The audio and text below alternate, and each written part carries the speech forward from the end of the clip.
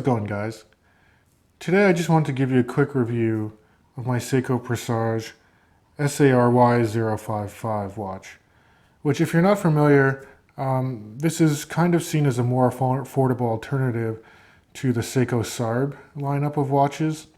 And this is actually a Japanese domestic watch. So purchasing it, I had to go through a Japanese vendor via eBay, and they hover around the $400 Canadian price, and you're factoring in shipping and any import duties.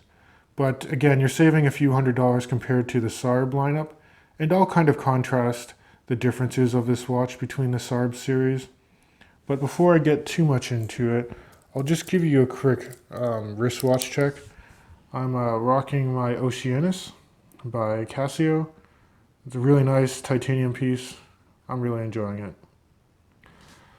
All right, so let's get into the specs on this guy. Again, this is seen as a dress watch, but it's kind of a more modern take because the dimensions are slightly larger.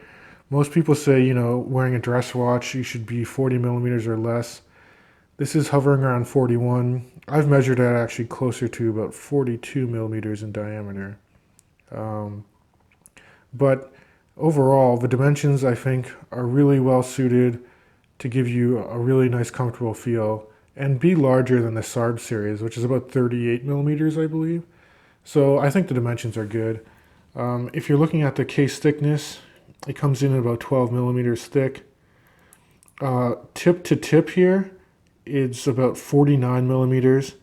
And then the lug gap for the bracelet is 22.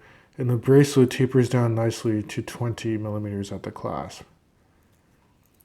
Now, looking at the dial of the watch, you get a really nice, clean white dial. I was actually happy to note that the crystal is actually a sapphire crystal, as opposed to the hardlex, which is used in most of like the Seiko divers or entry-level dress watches, like the old Presages. And you get these really, really nice applied markers that are silver, and they kind of chamfer down at the edges. So the light reflects and plays really beautifully on this. And then, in addition to that, you get these really nice dolphin blued hands. Or I should say they're like heat-treated blue. And it's really, really dark. I don't know how it plays on camera, but it's more of like a sapphire color, like a black, to be honest. But when you get the light playing on it, you do get really nice blue pop accents. And it complements the chaptering really well on the outside of the dial, which you can see are just nice blue markers.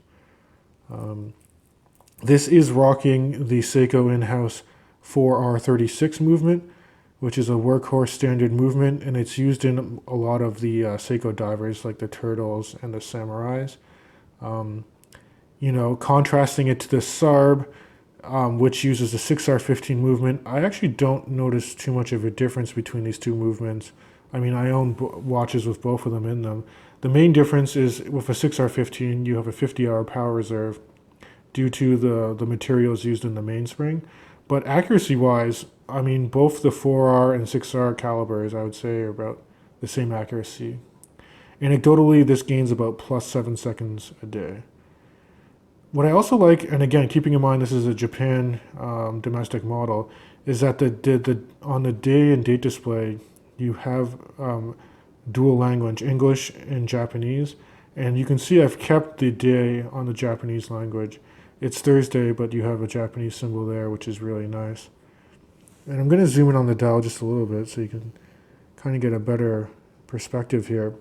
But what's really nice too is, even if you look at the day and date display at the 3 o'clock, I like how they bordered the aperture of it with the same silver accent as they use on the applied indices, which is really nice.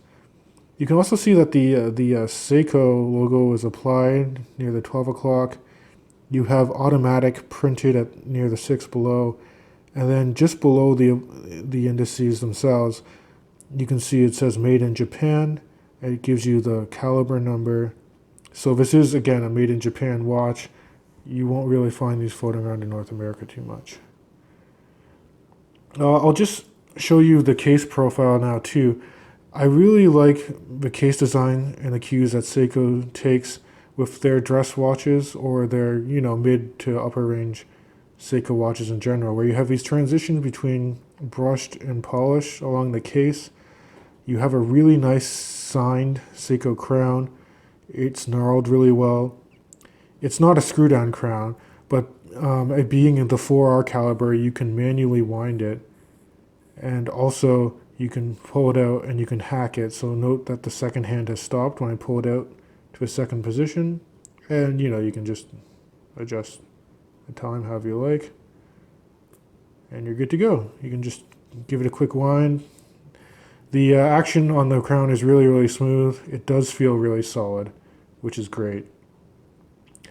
And again, I just love how the lugs really drape down on this piece. Again, really nice beveling. You get this nice polished bevel here, but then you have a brushed finish on the top of the lugs. I'll talk about the caseback and the bracelet too. And I'll start with the bracelet because it's a really, really nice, gorgeous bracelet. It's kind of an oyster style bracelet. You can see how flat it is, and there's really nice like vertical brushing on the links. But also, if you look at the center links, what they actually did is they mirror polished the center links too. So when it articulates, the light just plays and catches really nicely on it. And that goes down to the signed Seiko clasp. It's your standard Seiko clasp with dual triggers here to release it. You have your pressed metal here, which, I mean, it's not super high quality, but it's very sturdy. I'm not too concerned about that. I think the one weak point about this watch is the way the clasp and links are done, because if you look at the micro adjustments, there's only 2 micro adjustments. It's already on the outermost one. And you're only getting full links on this bracelet. I actually removed one link, one full link, and it fits my wrist now, but it's skin tight. If they just had one extra micro adjustment, it would just fit like a glove. But as it stands, I can wear it, but it's not as comfortable. It's a little tighter than I would like. Now I'm going to open this up and show you the really nicely done display back here.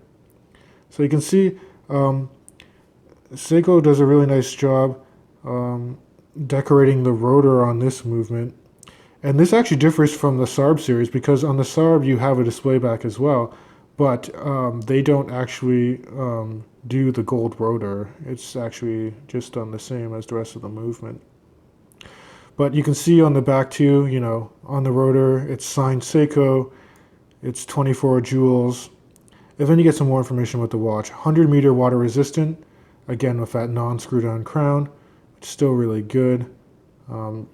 It's full 316L stainless steel.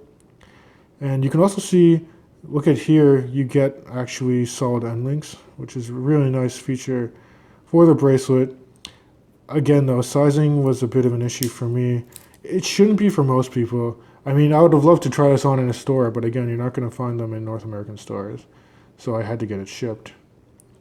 But other than that, I think you're getting a really complete package for the price point, guys. I mean, you are getting a really nice Seiko in-house movement, sapphire crystal on the top, hardlex on the bottom of a display bag, and a really, really nice case design. And kind of updated, I guess, dimensions that I think they do work for a dress watch for someone with larger wrists. And I'll give you a quick wrist shot now so you can see how it wears. And there's a wrist shot for you guys. So you can see, it does have nice wrist presence. It is a dressier piece. I like how the lugs drape down and hug your wrist. And I love how the bracelet just plays with the light. Keeping in mind, it is skin tight on me. It's not the most comfortable to wear, but because you do have a 22 millimeter lug gap, it's very easy to swap out for a different bracelet or for like a leather strap option. So I'll be looking for different strap options on this guy. Hey guys, so I'm just showing some different strap options on this watch. You can see, I think it looks really nice on a vintage black leather strap from Strap Mill, Canada. I think the black contrast really helps with the darker handset on that really clean white dial. And here's the Seiko on this really nice blue leather textured strap by Formosa. And I actually really like this one. I think it's going to stay on the blue strap for a while because it does complement the blued hands and the chaptering there. But that's about it for my thoughts on this watch, guys. Please let me know what you guys think in the comments below, and I'll catch you in the next video.